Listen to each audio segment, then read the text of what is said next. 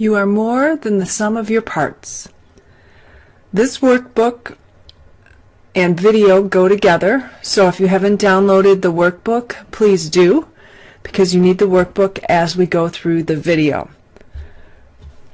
If you turn to the first page, you'll see that the purpose of this video is really to review the data dynamics chapters, but particularly chapter 3, which is you are more than the sum of your parts.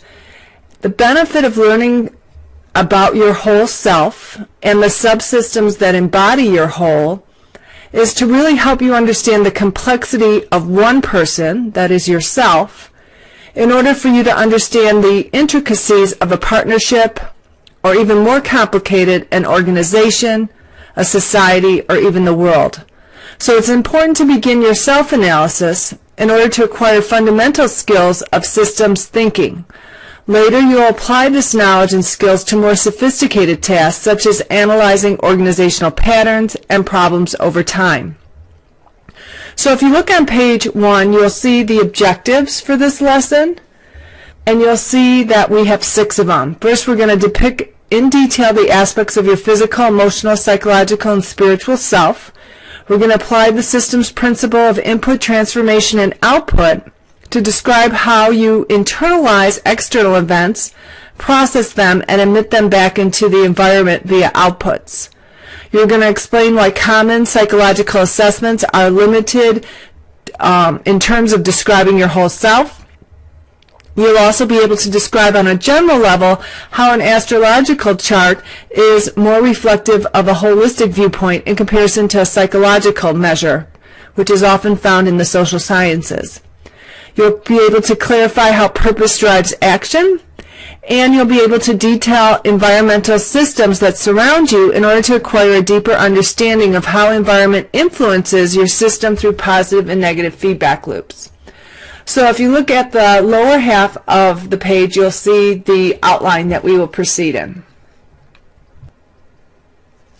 So if you turn to the next page, you'll see that when we talk about systems, we're talking about a whole. You are a whole, and 4 main subsystems that comprise your whole are those that you see on the screen. Now, all whole systems are formed by an abundance of hierarchical subsystems that contribute to a complex network of interactions and outputs. So you need to understand how these subparts work together in order to comprise the whole, and in this case, the whole that we're focusing on is you as the individual. Now, as you learned in Chapter 3, your physical history, which is one of your subsystems, isn't as meaningful until you actually merge it with your emotional subsystem. So for example, let's say you had polio as a child. Clearly, the physical outcome of this disease is significant.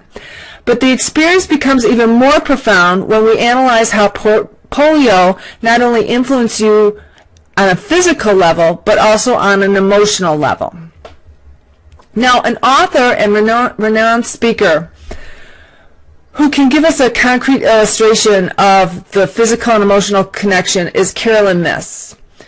And she has presented a number of books and other materials on various topics. But one of the things where I find that she does a superb job is how the physical and emotional subsystems work together and emerge to manifest one's health. In other words, what a person emotionally experiences during life often results in energy loss or gain, and when it's a loss in a particular part of the body, it can later manifest as a physical illness. And she demonstrates this phenomena through chakras. So I want you to go ahead and listen to her introduce the chakras in this 8-minute video. So right now I want you to close this video and click on this link so that you can watch what she has to say, and then I want you to return to this workshop.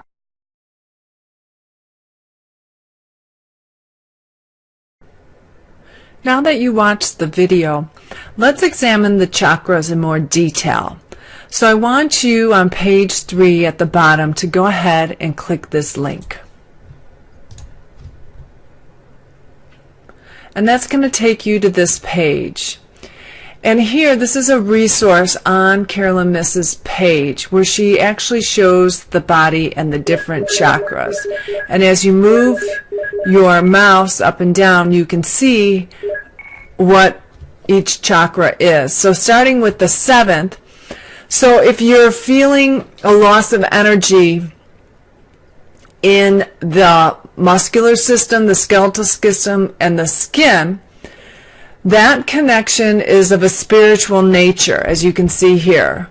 And the effects are energetic disorders, spiritual depression, chronic exhaustion that is not linked to a physical disorder, so it's more of a mental, which is where that chakra is coming from. And the issues, the emotional issues, are dealing with trust in life, values, ethics, courage, selflessness, ability to see larger patterns, and so forth. Here they also give you questions in terms of how to address some of those issues. So you can do that with the next chakra. If we go down to the 6th chakra, here the energy center is intuition, intellect, reasoning.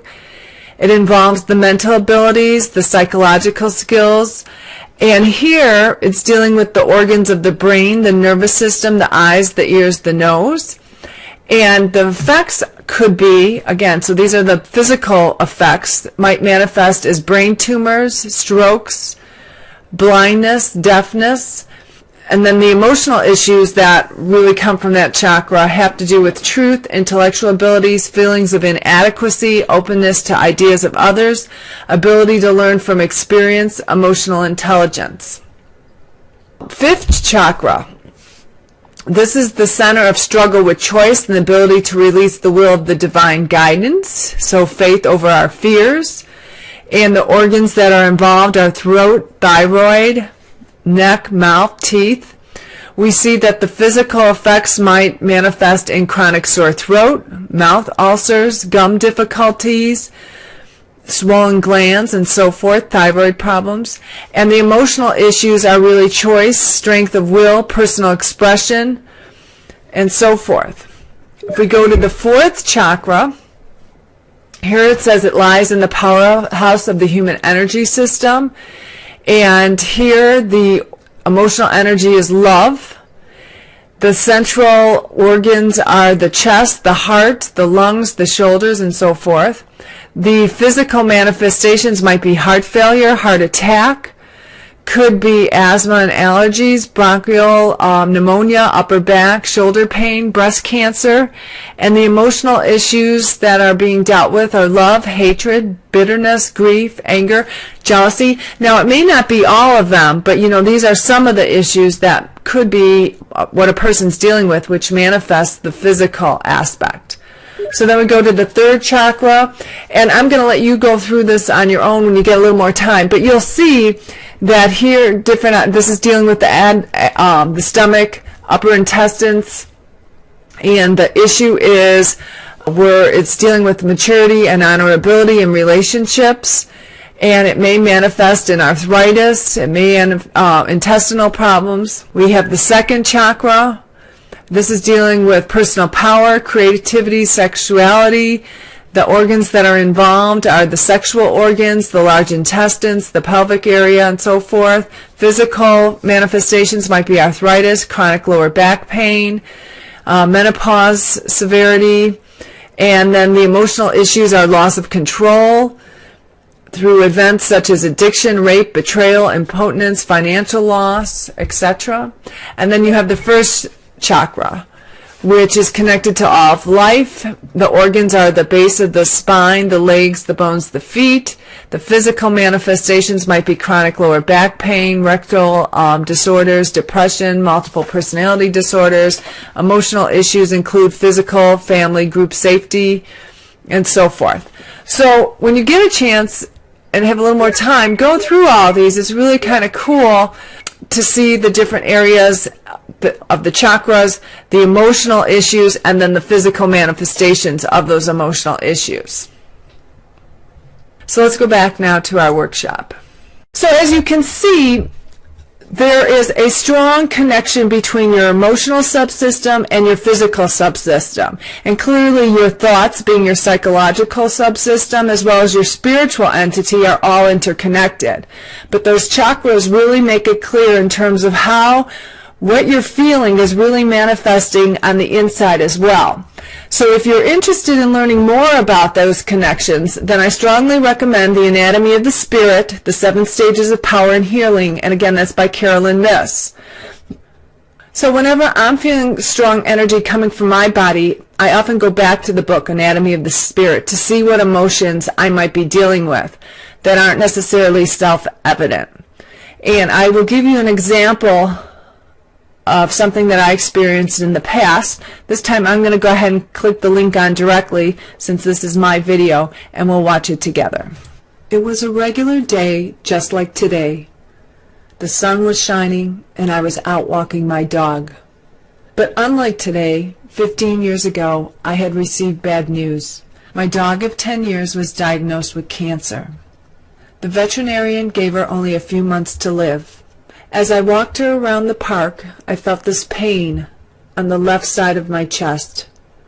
I remember thinking, geez, my dog has cancer and I have chest pains. At the time, I didn't know what the chest pains were from. Later on, after reading the book Anatomy of the Spirit, I learned that I was losing energy from the 4th chakra. I felt love and grief for my dog, who was predicted to die in the near future. And those chest pains were the physical manifestations of the emotions that I was feeling. So now, whenever I feel a physical sensation within my body that seems to be indicating a loss of energy, I turn to the book to see which chakra the pain is coming from in order to better understand how my physical sensations are intertwined with my emotions. As my story illustrates, the emotions, the mind, the body, they're all interdependent. Each subsystem is constantly inputting energy, transforming it, and outputting energy that influences these and other subsystems, such as your spiritual subsystem. And the outputs you emit go into your environment, which then influences other people's whole systems. Your mind plays just an important role to your overall health, as do your other subsystems that we were just discussing, the physical and the emotional. The next video that I want you to watch illustrates this mind-body connection. And so I want you to stop this video and go to the workbook, and on page 4, I want you to view the video about the mind-body connection and the scientific information that goes along with this connection. So to summarize the connection of these 4 subsystems, let's listen to another video by Dr. Johnson. He presents a 10-minute video where he does an excellent job really putting all the knowledge that we've discussed so far in this workshop into practical terms.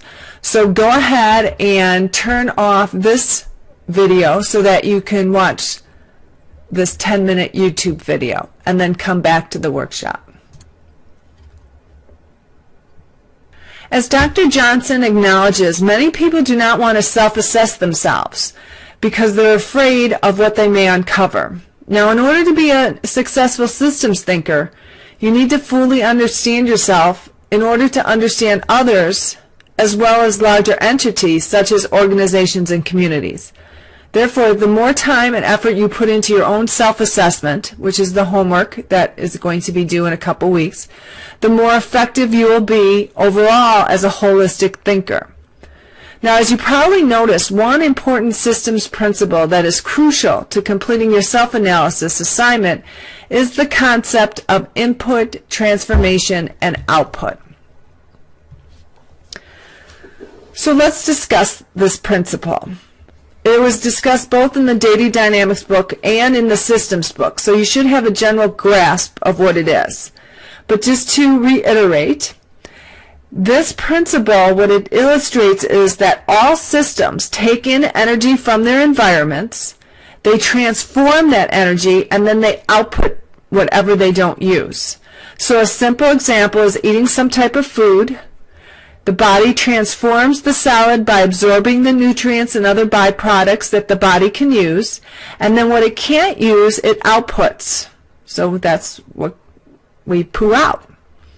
Now, if you think about what happens if the body cannot discharge waste, what do you think will happen to the body? Toxins might build up, bloating might occur, and other negative consequences could occur. So if we use that same principle and we think of it in another scenario, such as a child who experiences a tragic event, let's say at school or at home, and feels emotions, but she doesn't know how to process them. Well, if you use the input transformation output principle, you would think that ideally the child would feel the emotions, she would process them into something healthy, such as lessons learned or greater emotional maturity, and then she would output this transformation into more positive behaviors, which would be helpful for her environment, because then people who interact with her would feel her positive energy and all would be good. But oftentimes the ideal does not manifest. And with children especially, but even with adults, there are times when they don't know how to process emotions. And then these emotions get stuck inside. And similar to waste being stuck inside the body, toxic emotions can also build within human systems. And unless and until the individual can transform these emotions, the feelings simmer inside, and often they influence the other systemic parts. Now, one might argue that individuals draw certain people and events to them in order to tap into these unresolved emotions that are residing within their systems, and it's just waiting to be transformed. So, for example, a man may attract the same type of woman, especially on an emotional level, into his life time and time again, not because she is necessarily his type, but because he is unconsciously trying to tap into these unaltered feelings that need awakening and transforming. Now, it may take many years, it may take numerous relationships for him to finally recognize and address this untapped emotional energy that's been residing within him for decades, but it really is waiting to be transformed and released into the environment as something positive. So transformed on the inside as something positive, and then released on a behavioral level as an output. Now, while this input transformation output principle is useful to explain how human systems act and interact, it's also helpful in understanding how organizations and communities act. And I give you an example on page 6 with Comcast. Now, back in the day, Comcast had a terrible reputation for customer service. And if you listen to this 40-second video, you'll see how the CEO explained their reputation in the past. So go ahead and shut this video off and go ahead and click on that 40-minute video and then return. So as you can see, when someone shifts blame to outside themselves, then you're not really able to tap into the energy that needs transforming. So in this case, the CEO was blaming something outside himself.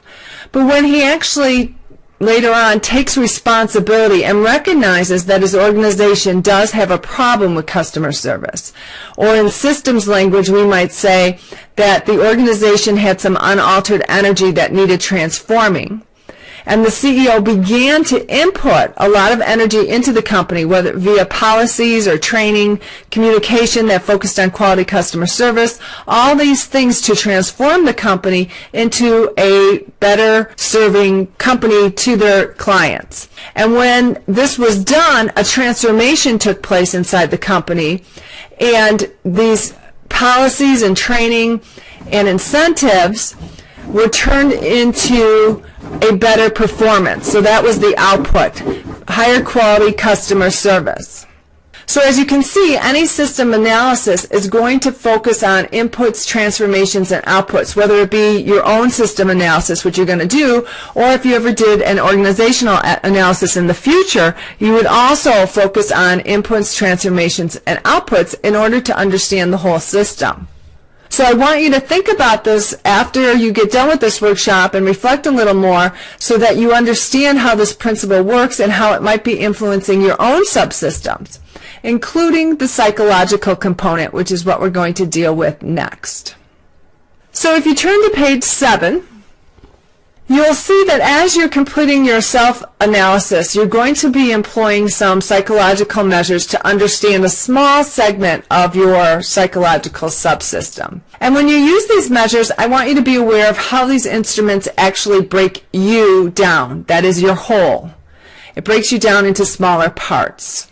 So for example, when you take the Myers-Briggs, your personality is being fragmented into parts. The assessment is going to divide you into being a thinker versus a feeler, an introvert versus an extrovert, and so forth. So when you analyze these results of these measures, whether it be the Myers-Briggs or some other measure, I want you to think about how these scores are accurate in regards to your whole self and how they're inaccurate in describing you. Further, I want you to think about how these reductionistic results limit the portrayal of who you really are, because these instruments don't really measure the emergent effect of all your subsystems, which composes your whole being. Remember, all these subsystems are in a hierarchy, and this hierarchy forms a whole, which is you. Now, to give you a greater understanding about reductionism versus holism and how that plays into these psychological measures, I want you to watch this video, Psychology, Issues, and Debates, Holism and Reductionism. So we're going to go ahead and shut off this video so you can click on this link, watch that video, and then return to the workshop. So you saw how the psychological measures are actually reductionistic because it breaks it down really into a small component to understand one aspect. But remember, so if you're measuring your motivational level or your self-efficacy, that's one aspect, but those things don't operate in isolation.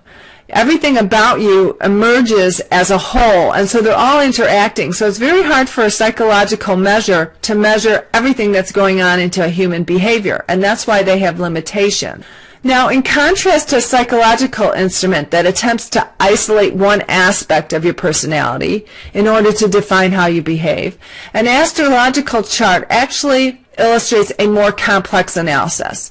And I use this not to convert you into an astrology thinker or not. It's really irrelevant whether you believe in it or not. I want you to use the astrological chart as an illustration of how to look at something more complex. Because really, when astrology is more than a sun sign. If you don't know anything about astrology, you might think it's very simple. It actually isn't. And in order to give you a fundamental understanding of it, for the purpose of really to get you to think holistically rather than on a reductionistic level, I uncovered 2 short videos that I want you to watch. Now, these videos will not make you an expert in astrology, nor is that my goal, but you'll see the complexity of astrology that mirrors the intricacy of human systems. So go ahead, and if you turn to page 10, I want you to go ahead and stop this video, and you're going to watch the 12 houses birth charts and how to read a birth chart to get a little more understanding of the complexities of how astrology looks at human nature, which deals with many aspects of a whole. And if you have time, you also might want to watch this video under the extra tidbit. Now, while these 2 are shorter videos, this one's an hour. So for those who don't want to watch the extra tidbit video, that's fine. That's an optional. But please go ahead and watch these 2, and then let's come back to the workshop. Okay, so both astrologers and systems thinkers would actually agree that all living systems have a purpose. And so now we're going to discuss the power of purpose, because really purpose is what guides people's actions and are influenced by what you value. Purpose, while it guides a system as a whole, within the system there could be multiple purposes going on. So you could have a main purpose for living, and you could have sub-purposes. And those purposes can create conflict. So while the overall system may be guided by a main purpose, the subsystems possess conflicting purposes, and then that creates tension within the system and also conflict, which affects how you behave. Thus, it's vital to have all your parts in alignment if you can, because then that way you would actually be focused together and in sync in accomplishing your purpose. Now, the only way to be in sync is to really understand yourself, and that's one of the reasons, too, for doing your self-analysis, to see how all these parts play a role and how the subsystems might actually come with different purposes. Now, purpose, besides driving you as an individual, also drives relationships. So, for example, one person in a relationship may just want a friendship, while another may want a more intimate affair. So you can see how two people come together with different purposes. Now remember, if you're in a relationship, the relationship overall is the whole system, and the subsystems, the two main subsystems, would be the two people within the relationship. So clearly in this example, these two systems have conflicting purposes that will manifest as conflict, because one person wants a friendship, one person wants a more intimate relationship. This is critical how they resolve it, because the purpose is also going to relate to how they define their system. Are we boyfriend and girlfriend, or are we just friends? Now, besides purpose driving relationships and couples and individuals, it also drives organizations. And to illustrate this point is a video that looks at purpose and how it drives behavior in a business situation. So go ahead and shut off this video so that you can click on this link and watch the video on business, how purpose drives businesses. So as you can perceive from all the above information, in order for a system to realize and manifest its purpose successfully, it has to know what it values. And this is one of the main reasons why you'll be analyzing yourself extensively in terms of what you value when you complete your self-analysis. Okay, so now if you turn to page 9, we're going to talk about environmental factors and feedback loops. As you recognize, no system lives in isolation, and this is especially true for human beings. Everything we do in the context that we operate in, along with the people that we interact, are going to influence us in some manner. Dr. Welsh illustrates the impact of how outside environmental factors, such as the people we interact with, how it affects our mental, emotional, physical, and spiritual selves. So let's go ahead and stop this video so we could click on this link and watch this video.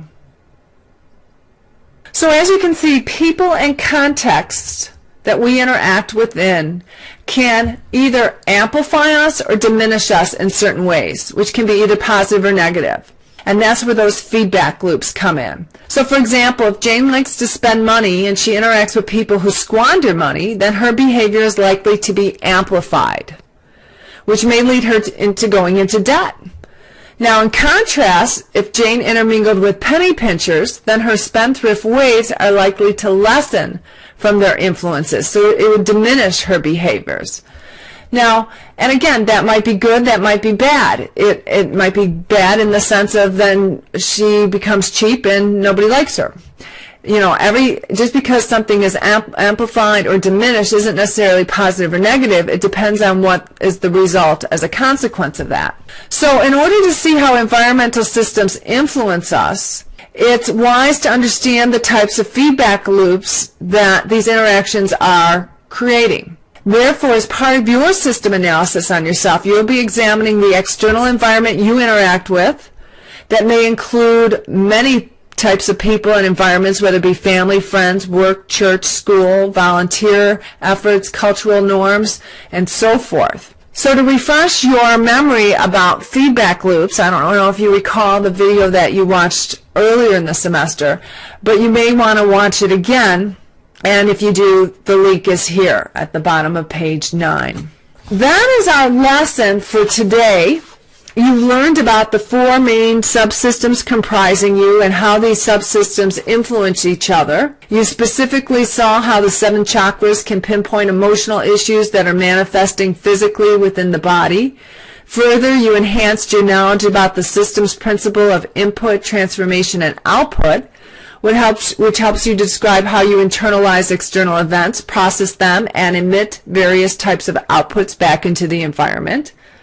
Moreover, you learn the differences between holistic versus reductionistic thinking and how psychological assessments are naturally reductionistic, thus limiting how to describe you as a person or your whole.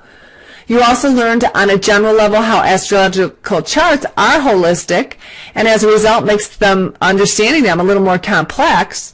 You also learned the purpose that drives action. Purpose drives action, and it's critical to all living things, including individuals, relationships, and organizations. And lastly, you learned that environmental systems surrounding you, they directly impact your whole through positive and negative feedback loops. Now that you've enhanced your systems thinking and understanding of how system principles influence you in the relationships you are in, next week you'll be working on and completing your self-analysis. And after doing so, you will see how multifaceted one system is and realize when analyzing relationships, organizations, or communities, the complexities become even greater.